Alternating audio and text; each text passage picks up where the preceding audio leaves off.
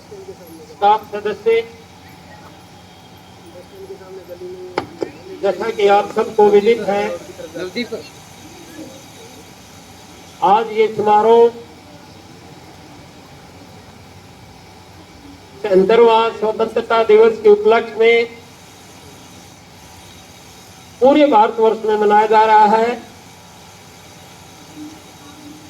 और इसी कड़ी में आपके शिक्षण संस्थान में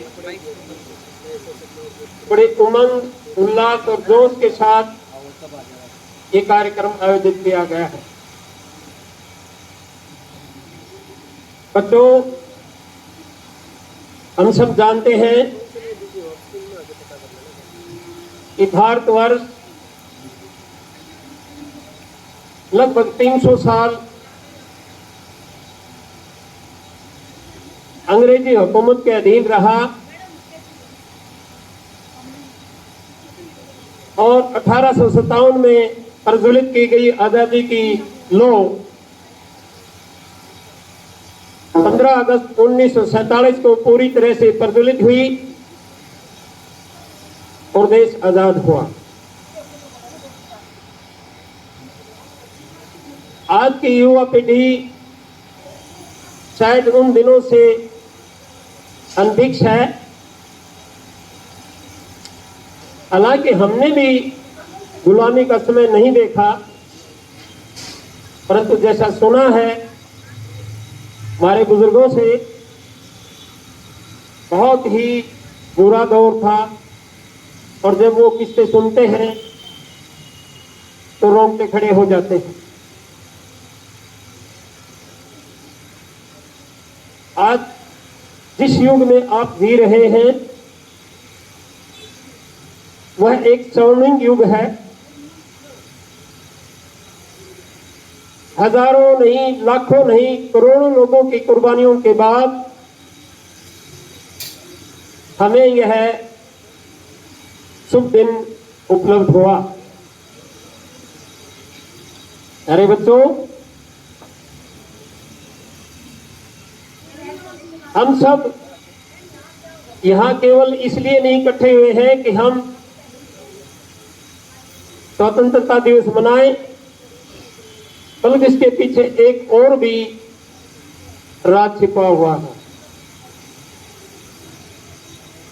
शहीदों को सच्ची श्रद्धांजलि केवल तभी होगी जब हम अपने अपने कर्तव्य पर पूरी तरह से खरे उतरे, देश की एकता अखंडता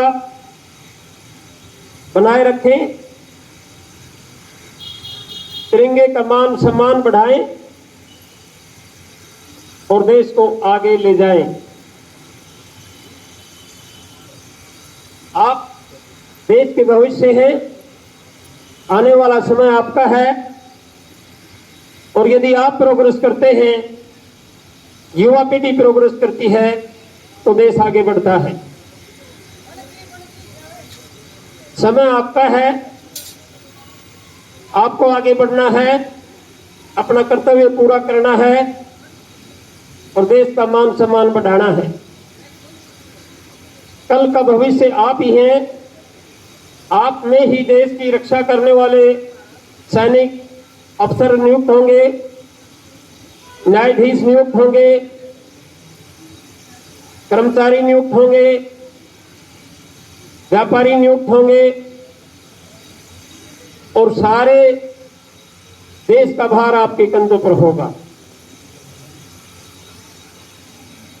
मेरा आपसे यही कहना है कि जिस प्रकार हमारे पिछले बुजुर्गों ने इतनी कुर्बानियों के बाद हमें ये आजादी का तोहफा दिया है, इसको संभाल कर रखें।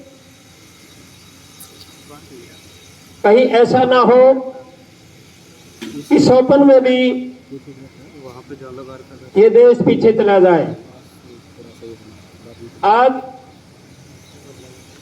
दुर्भाग्यवश देश की अखंडता और एकता को कुछ हद तक खतरा है। और हमारा फर्ज बनता है कि हम सब देश की एकता को बनाए रखें और उन वीर जवानों को, वीर शहीदों को हमेशा याद रखें जिन्होंने इस देश की आज़ादी के लिए अपने प्राण न्यौछावर किए और आज़ाद होने के बाद 15 अगस्त 1947 को जब देश आज़ाद हुआ, उसी वक्त डे वन से कबायलियों के हमले शुरू हो गए। कबायली कौन थे? पाकिस्तान के थे। जम्मू कश्मीर में आग घुसे, अंग्रेजों को सहारा था, लेकिन उन्हें ये पता नहीं था कि मेजर सोमनाथ शर्मा जैसे वीर सैनिक भारत में हैं और तुम्हें भारत की 1 इंच भूमि नहीं लेने देंगे। सन 47 से ही हमारे ऊपर आक्रमण शुरू हुए। उसके बाद चीन की क्रूर दृष्टि 1962 में पड़ी,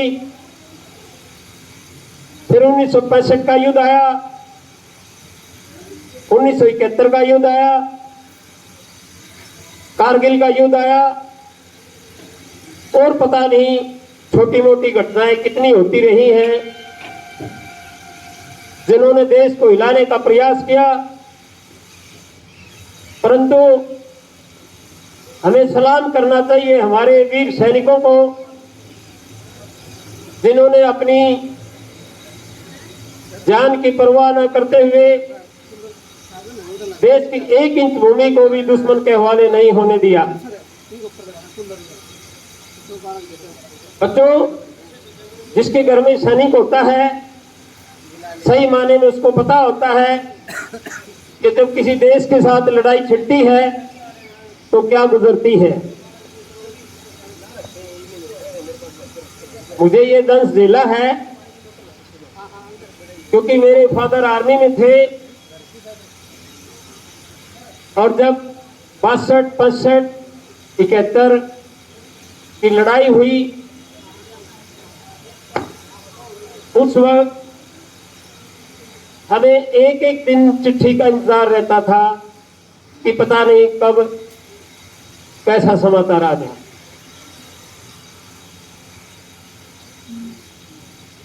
पता नहीं सुबह का खाना बन गया,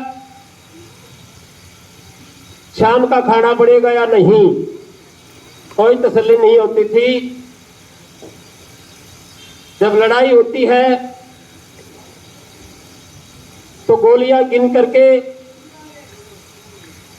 नहीं चलाई जाती, किस वीर को किस वक्त लग जाए, कौन शहीद हो जाए, कुछ कहा नहीं जा सकता। देश को बचाने की तमन्ना होती है, गोलियां गिनने की तमन्ना नहीं होती।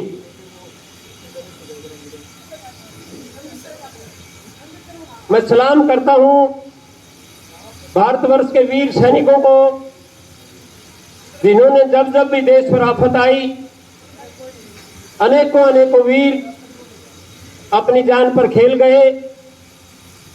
कितने के नाम गिनाऊं, जैसे मैंने जिक्र किया मेजर सोमनाथ शर्मा से लेकर के,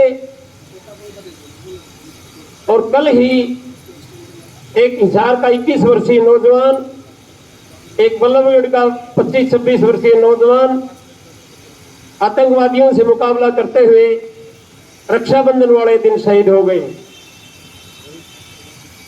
खासकर बच्चों, हमारे प्रांत की, हरियाणा की खेल के मैदान में और लड़ाई के मैदान में विशेष योगदान रहता है। हालांकि हम आबादी में देश का बहुत कम हिस्सा है, लेकिन सैनिकों के और अफसरों के हिसाब से हम पूरे देश में 10% स्टैंड करते हैं। चाहे खेल हो, चाहे देश की रक्षा का मामला हो,